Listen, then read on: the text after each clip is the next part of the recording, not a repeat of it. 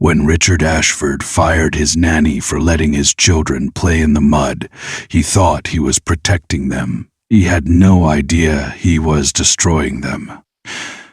Money can buy you a mansion with 20 rooms. It can buy you cars that cost more than most people's houses. It can buy you the finest clothes, the best schools, and the most qualified staff. But here's what money can't buy. It can't bring back the dead. And it can't fill the silence left behind when someone you love disappears from your life forever. Ooh. Richard Ashford learned this the hard way, standing at the floor-to-ceiling windows of his study on a gray Tuesday morning. Richard surveyed his domain. The sprawling estate stretched before him like something out of a magazine, perfectly manicured lawns, geometric hedges trimmed with military precision, a fountain that cost more than a luxury sedan. Everything had its place. Everything followed the rules. Everything was controlled. That's how Richard liked it. That's how Richard needed it. At 38 years old, he'd built an empire from nothing. Ashtech Solutions had made him a fortune in cybersecurity software, turning him from a kid who grew up in a 2-bedroom apartment in Queens into a man who now owned a 12,000-square-foot mansion, Connecticut's Gold Coast. Ooh. Self-made, self-sufficient, self-contained. But if you looked closely, and few people dared to look closely at Richard Ashford, notice something was off. The perfectly pressed suit couldn't hide the shadows under his eyes. The expensive watch on his wrist ticked away the seconds he spent working instead of sleeping. And in a house with 20 rooms, the silence was deafening. 2 years. That's how long it had been since Catherine died. 2 years since cancer had ripped through their lives like a tornado, leaving Richard standing in the wreckage with 2 small children and absolutely no idea how to pick up the pieces. So he'd done what he knew how to do.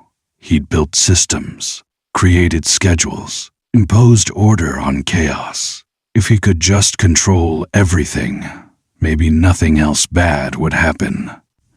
If he could just keep everything perfect, maybe the pain would stop. Spoiler alert, it doesn't work that way. Mr. Ashford?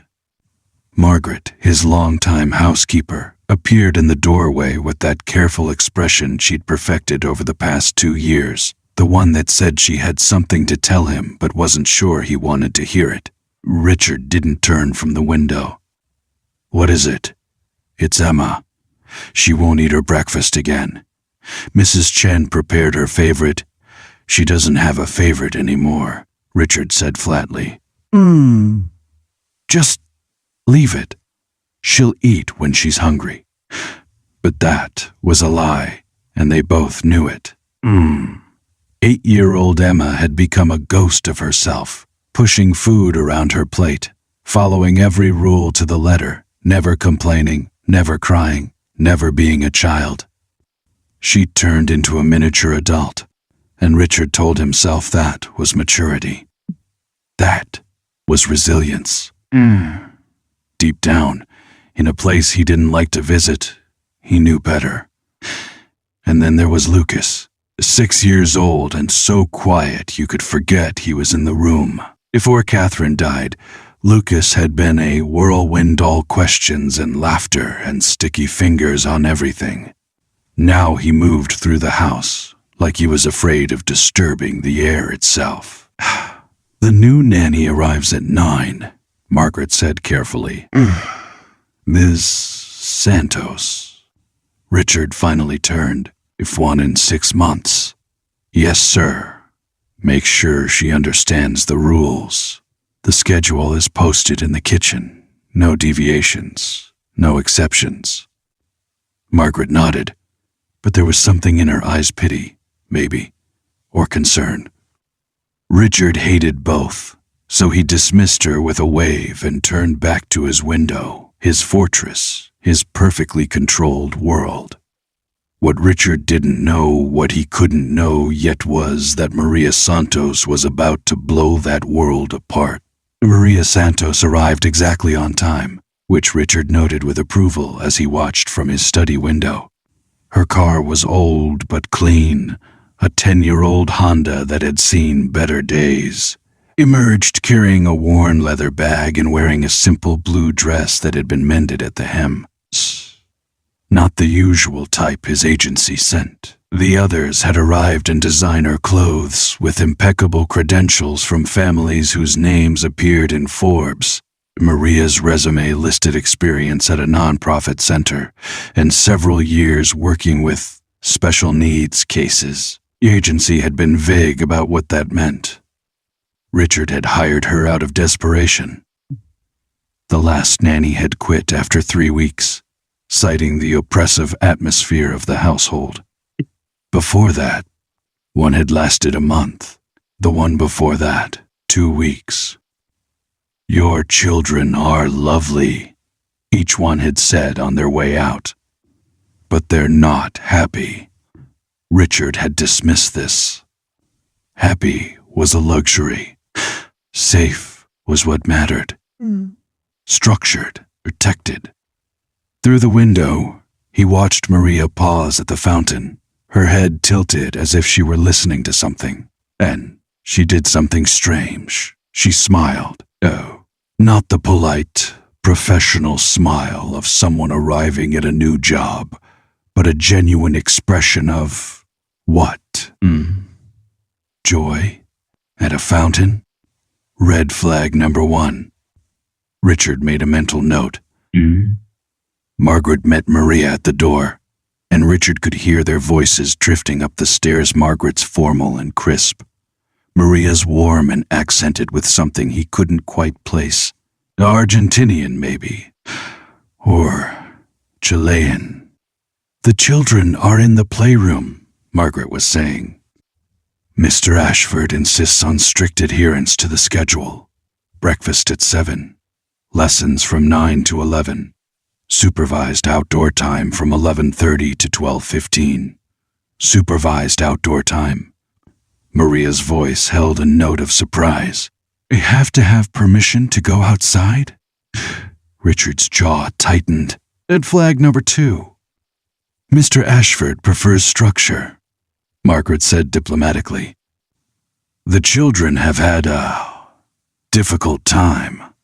He believes routine helps them feel secure." There was a pause. Then Maria said quietly, "Or it helps him feel secure."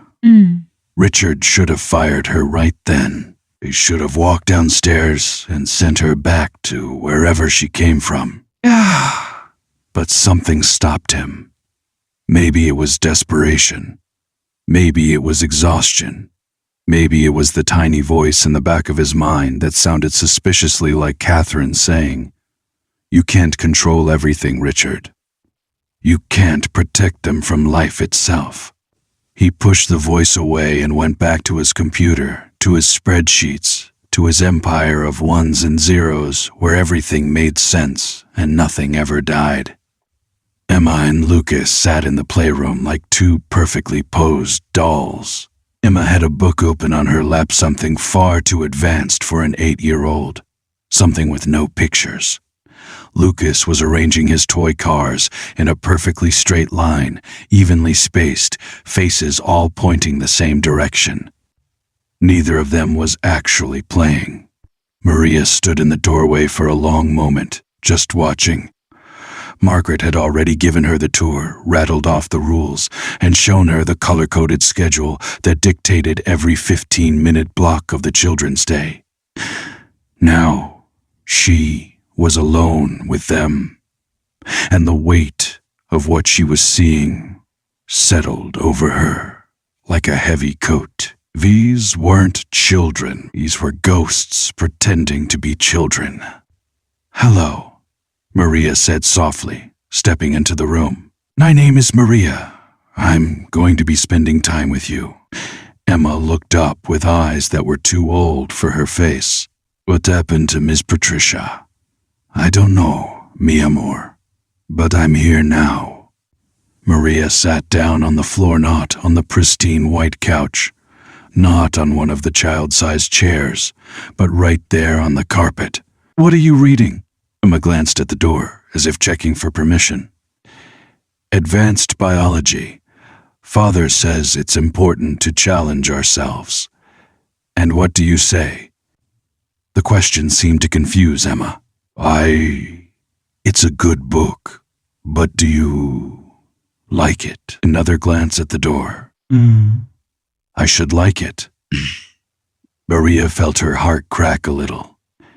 She turned to Lucas, who hadn't looked up from his cars. Those are beautiful cars. Are you racing them?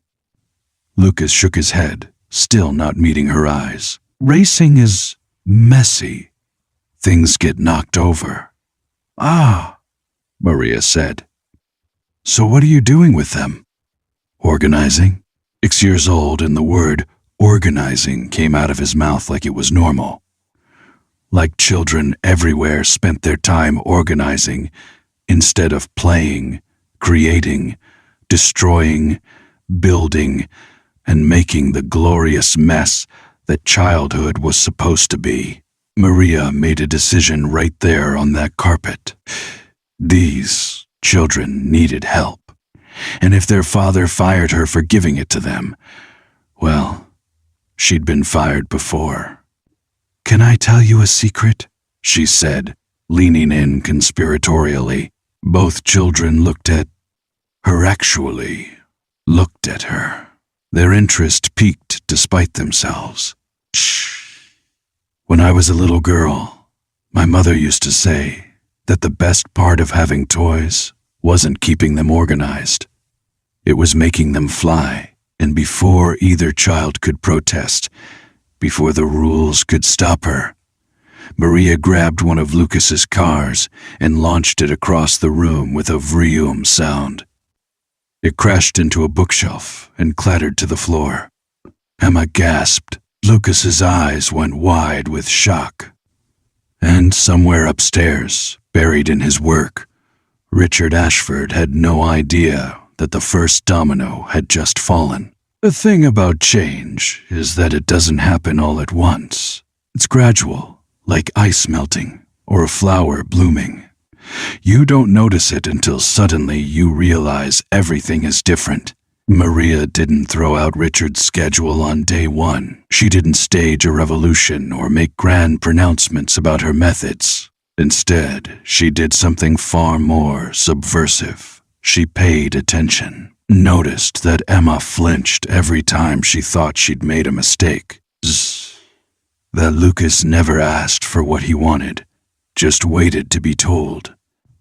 Both children moved through the house like they were walking on eggshells, terrified of disturbing some invisible order.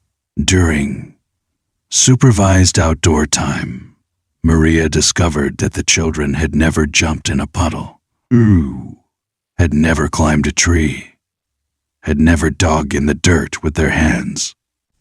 Father says dirt has bacteria, Emma explained with the solemnity of a tiny professor. It does, Maria agreed. And do you know what else dirt has? Earthworms, and beetles, and roots growing deep underground. You can't learn about any of that from a book, querida. She also paid attention to the house itself. Walking through it was like touring a museum, beautiful, expensive, and utterly sterile. There were no photos on the walls, no fingerprints on the windows, no signs that children lived here at all. But there were signs of something else. In the library, Maria found a shelf of books with worn spines, fairy tales, adventure stories, picture books with creased pages. Behind a vase in the dining room, a child's drawing had been hastily stuffed, as if someone had hidden it there. And in the garden was the saddest part of all. It had been redesigned recently, you could tell. Where there might have once been wild flowers and herbs, now there were only geometric hedges and gravel paths, a fountain instead of a flower bed, stone instead of soil. Margaret noticed Maria staring at it one afternoon. "Mrs. Ashford planted that garden," she said quietly. She loved roses. Messy, climbing roses everywhere. Mr. Ashford had it all torn out 3 months after she passed. Said it was too difficult to maintain. But Maria knew better. It wasn't about maintenance. It was about pain. Richard Ashford hadn't just removed the garden. He'd removed every trace of his wife from this house, trying to remove the grief along with it. And in doing so, he'd removed his children's ability to remember her with anything but sadness. By the end of the first week, Maria had made progress. Small victories, but victories nonetheless. Lucas had actually laughed when Maria had read him a story with silly voices, acting out all the characters with exaggerated gestures. Emma had agreed to put down her advanced biology book and draw with colored pencils instead. The drawing was hesitant, controlled, but it was something. "What are you drawing?" Maria had asked. "I don't know yet," Emma had whispered, and Maria had wanted to weep at how revolutionary that admission was. To not know, to explore, to discover. But progress came with risks. One afternoon, Maria had brought out modeling clay. Within minutes, both children were covered in bits of blue and red and yellow, their hands working the soft material, creating shapeless blobs that were nonetheless theirs. The concentration on their faces, the way Lucas's tongue stuck out slightly as he worked, the way Emma's shoulders had finally dropped from around her ears. What is going on here? Richard stood in the doorway of the playroom, having come home early from a meeting. His face was a mask of controlled fury as he took in the scene. His children covered in clay, the table smeared with colors, Maria's dress sporting a large red handprint. "You're making art, Mr. Ashford," Maria said calmly, though her heart was pounding. "The children are very talented. They're filthy. They're creating." Richard's eyes were ice. "Emma, Lucas, go wash up. Now." The children scrambled to obey, and the light that had been in their eyes moments before was gone, replaced by that terrible, fearful obedience. They filed past their father without looking at him, and Maria's heart ached. When they were gone, Richard turned to her. "Miss Santos, we have rules in this house." "I'm aware of the rules, Mr. Ashford." "Then why are my children covered in clay? Why is there a mess everywhere? I hired you to care for them, not to what?" Maria stood, meeting his eyes.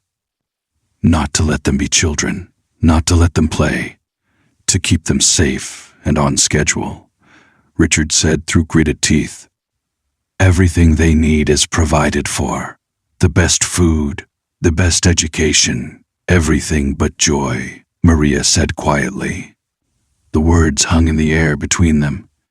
Richard's jaw worked, and for a moment, Maria thought he might fire her right there.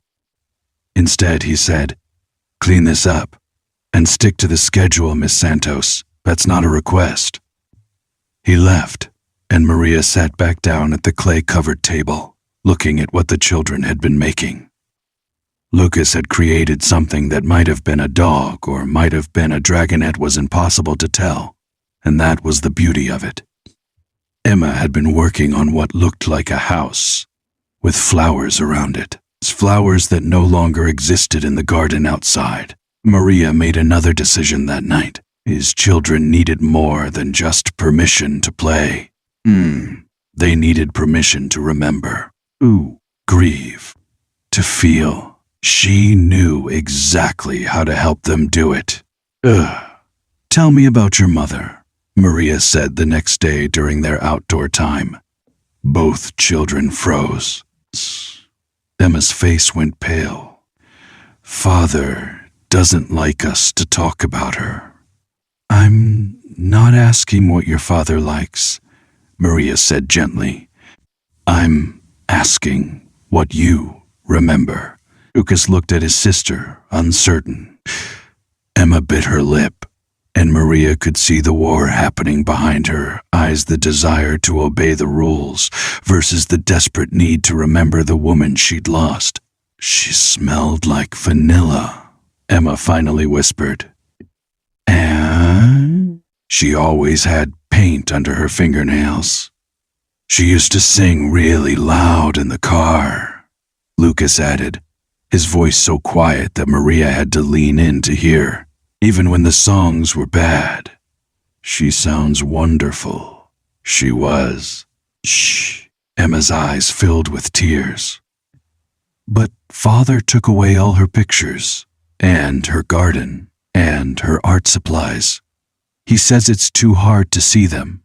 It's hard for him, Maria said. Ooh. But what about you two?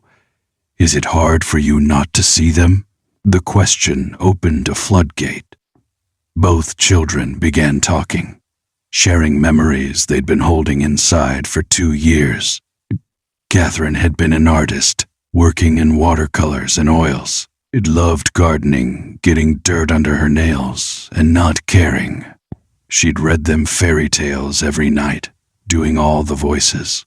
She'd made the best chocolate chip cookies, always letting them lick the spoon. She'd been messy and creative and full of life, and Richard had erased every trace of her. I have an idea, Maria said slowly. What if we created something to remember her? Something just for you two? Like what? Lucas asked. Maria looked around the sterile garden, then at the children's eager faces, and remembered something Margaret had mentioned before the redesign. There had been a small corner of the garden where Catherine had let the children have their own plot. She'd planted vegetables that never grew and flowers that died, and she'd called it their magic garden. Do you remember your magic garden? Maria asked. Both children nodded, their faces lighting up with the memory. What if we brought it back? Not with plants her father might notice those, but with something temporary, something that washes away. Emma understood first. Mud, she breathed. Mud, Maria confirmed. We could build a mud castle, like in the fairy tales your mother used to read.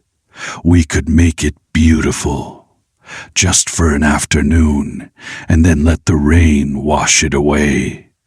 A secret memory, just for us. It was risky. It broke every rule Richard had established. It was messy and chaotic and completely outside the schedule. It was also exactly what these children needed. When? Lucas asked, and the hope in his voice nearly broke Maria's heart. Next Tuesday, Maria said. Your father has that conference in Boston. He won't be back until evening. The children nodded, and for the first time since Maria had met them, they looked like conspirators. Like siblings with a shared secret. Like kids planning an adventure. Like children. The days leading up to Tuesday felt endless. Emma and Lucas moved through their routines, but Maria noticed a change in them. There was an energy beneath the surface now, a current of excitement that no schedule could fully suppress. She began sneaking books about castles from the library, studying illustrations. Lucas drew diagrams during his quiet time, planning the structure. Emma calculated how much water they'd need to make the mud the right consistency, using her advanced books for something practical for the first time. Margaret noticed but said nothing. Ooh, she'd worked for the Ashford family long enough to know when to look the other way. Richard, buried in preparations for his Boston conference, noticed nothing at all. Or perhaps he noticed, but was too distracted to care. He'd been having nightmares again, Catherine's face fading from memory, her voice becoming harder to recall. He'd wake up in a cold sweat, terrified that he was forgetting her. And the only way he knew to handle the terror was to work more, control more, schedule more. If he'd looked closely at his children, he might have seen the change. The way Emma hummed sometimes while doing her homework. The way Lucas had started sleeping with one of his toy cars again, instead of leaving them all in their perfect line. But Richard wasn't looking, and that's what made what happened next inevitable. Tuesday arrived with gray clouds and the promise of rain-perfect weather for mud, as Maria told the children with a wink. Richard left for Boston at 6 a.m, kissing each child perfunctorily on the forehead. "Be good for Miss Santos," he said, already mentally at his conference. "Yes, Father," they replied in unison. He never saw the glances they exchanged behind his back. By 9 o'clock, Maria had gathered supplies, buckets, water from the garden hose, and the corner of the garden that had once been the children's magic plot. Soil there was softer, easier to work with, and far enough from the house's main windows that Margaret could honestly claim she hadn't seen what they were doing. "Ready?" Maria asked. Emma and Lucas, still in their expensive, perfectly clean clothes, nodded. "Remember," Maria said seriously, "this isn't just about building a castle. This is about remembering your mother, about feeling your feelings, about being messy and creative and alive. Can you do that?" "Yes," Emma said. "Yes," Lucas echoed. "Then let's begin." At first, the children were hesitant. Years of conditioning weren't erased in a moment. Emma touched the mud with just her fingertips, as if it might bite. Lucas squatted nearby, watching but not participating. "Your mother wouldn't have been afraid of a little dirt," Maria said gently. "She would have gotten in there with both hands." That did it. Emma plunged her hands into the mud, gasping at the cold, squishy sensation. Lucas followed, and soon they were mixing water and soil, creating the perfect consistency for building. They started with a base, piling mud to form the foundation of their castle. Lucas remembered how Catherine used to tell them about castles in Spain, with tall towers and flags flying. Emma recalled the fairy tale their mother had loved best about, a princess who lived in a mud castle because she didn't care about jewels and gold, only about whether people were kind. As they built, they talked. Really talked. About Catherine's laugh, which had been loud and unrestrained. About how she'd always had paint in her hair and never cared. About the time she'd tried to make them a birthday cake and burned it so badly the smoke alarm went off, and they'd all ended up ordering pizza and laughing until they cried. The memories poured out like they'd been dammed up for years, and with each memory, each story, each laugh, the children became more animated. The perfect posture is slouched. The careful movements became eager. The tight control was released. Emma got mud on her face and didn't care. Lucas accidentally sat in a puddle and laughed at the squelching sound it made. Maria sat back and watched, her heart full. Oh. This was healing. This was grief being processed the way it was supposed to. Be through play, through creation, through the messy, beautiful act of remembering someone you loved. The castle grew.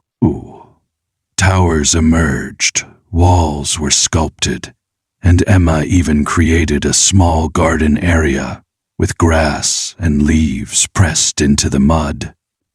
Like Mom's garden, she said softly. It's perfect, Maria replied. By noon, all 3 of them were covered in mud. It was in Emma's hair, on Lucas's face, all over Maria's dress. The castle stood before them, lopsided and imperfect, an absolutely beautiful a child's vision of magic brought to life in earth and water. Should we take a picture? Emma asked. No, Maria said. Some things are meant to exist just in the moment, just in memory. Like your mother's cookies, remember? They only tasted perfect when she made them fresh. Some magic can't be preserved. It just has to be felt. Lucas walked around their creation, admiring it from all angles. I wish Mom could see this. She can, Maria said with certainty. Not with her eyes, maybe, but she's here. Can't you feel her? And remarkably, they could, in the gray sky that Catherine had always said was perfect for creating. In the earthy smell of the mud, like her garden. In the laughter that filled the kind of unrestrained joy that Catherine had always encouraged. For the first time in 2 years, Emma and Lucas weren't afraid to feel. They weren't trying to be perfect. They weren't walking on eggshells. They were just kids, playing in the mud, remembering their mother. It was the most healing thing they'd done since she died. None of them heard the car pull up. The Boston conference had been canceled. A keynote speaker's flight was delayed, and the whole event was postponed until next week. Eachard had turned around and come straight home, irritated at the wasted trip but glad to have the afternoon to catch up on work. He walked through the front door expecting silence. His perfectly controlled world. Instead, he heard laughter. Children's laughter coming from the garden. His children's laughter, a sound so foreign that it took him a moment to identify it. Richard moved toward the window, a strange feeling building in his chest. When was the last time he'd heard Emma laugh? When was the last time Lucas had made any sound louder than a whisper? He looked out the window, and his world stopped. His children, his perfect, clean, controlled children were covered in mud. Filthy. Emma's expensive dress was ruined, with brown stains from the collar to the hem. Lucas's hair was caked with dirt. And they were playing, actually playing, in what appeared to be, was that a mud castle? And standing there with them, equally filthy, encouraging them, laughing with them, was Maria Santos. Something broke inside Richard. All the control he'd built, all the systems he'd created, all the rules he'd imposed, all of it shattered in that moment. The rage came from somewhere deep and primal, from the place where grief lived alongside fear. He burst out of the house like a storm, his expensive shoes crushing perfectly manicured grass as he charged toward the garden. What is happening here? The laughter stopped instantly. Emma and Lucas froze, their joy evaporating like mist. Maria turned, her face calm despite the fury she saw approaching. Mr. Ashford, I can Yes. Ooh. Richard was shaking with rage. Look at what you've done to my children. They're filthy. They're covered in mud, Maria said calmly. Just mud. I gave you one JOB. Keep them safe, keep them clean, keep them on schedule. Richard's voice was getting louder with each word. And I come home to find them playing in dirt, like children. Maria's voice was quiet, but firm, like animals. Richard finished. Emma, Lucas, get in the house right now. Wash up. We'll discuss this later. The children ran, not looking back, and Maria's heart broke for them. They'd been so close to healing. When the children were gone, Richard turned on Maria with cold, controlled fury. You're fired, Mr. Ashford. If you just listen. No, I've heard enough. I trusted you with my children. I brought you into my home, and this is how you repay that trust. By destroying everything I've built, by letting them wallow in filth. They were happy, Maria said, and there was steel in her voice now. For the first time since I met them, they were genuinely happy. They were out of control. They were free. Maria stepped forward. Mr. Ashford, those children are dying inside. Can't you see it? They're so busy being perfect, so afraid of disappointing you, that they've forgotten how to be kids. This wasn't about mud. This was about grief, about processing loss, about don't you dare talk about loss to me, Richard said, his voice dropping to something dangerous. You have no idea what I've been through, what we've been through. You're right, Maria said. I don't know your pain, but I know theirs. And I know that what you're doing trying to control away the grief, trying to schedule away the pain, it's not working. Get out. Get out. Mr. Ashford, get out of my house. Maria stood there for a moment, looking at this broken man who was so afraid of losing control that he couldn't see he was losing his children. Then she nodded slowly. Oh, get my things. Maria packed her bag in silence, ignoring Margaret's worried looks from the doorway. As she walked down the stairs, she could hear crying from upstairs Emma's room. Lucas's door was closed, silent, which was somehow worse. Richard stood in the foyer, arms crossed, watching to make sure she actually left. At the door, Maria paused. From her bag, she pulled out a sealed envelope. For you, she said, holding it out. When you're ready to hear the truth. Richard didn't take it. Maria set it on the hall table and walked out, her old Honda starting with a cough that seemed loud in the perfect silence of the estate.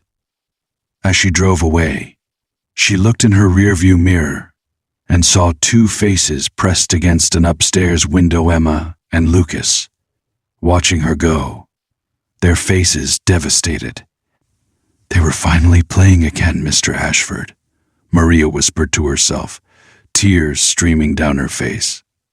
Really playing. Richard stood in his clean house, surrounded by his perfect order, listening to his children cry, and felt nothing except righteous fury. He'd done the right thing.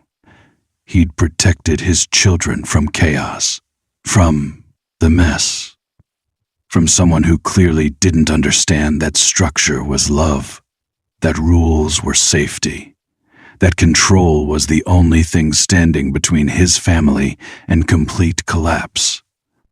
He walked to the window and looked out at the mud castle, already beginning to dry in the afternoon sun, an abomination, a reminder of everything he'd worked to prevent. He'd have the gardeners tear it down tomorrow. fill in the mud, reseed the grass, restore order. Everything would go back to normal. Everything would be fine. But upstairs, Emma was crying into her pillow, clutching a muddy ribbon she'd managed to grab before her father saw. And Lucas had stopped speaking entirely, retreating into a silence deeper than before. And on the hall table, an envelope sat unopened, containing words that Richard wasn't ready to hear. Words about grief and healing and what his children really needed. Words about what he was doing to them in the name of protecting them. Words about the truth. The mud castle would be gone by morning. Maria was gone. The children were locked in their rooms, silent or crying. Richard had restored his control. Why did it feel like everything was falling apart? What truth could possibly be worth destroying the perfect order Richard had built? And what would it cost him and his children to finally see it?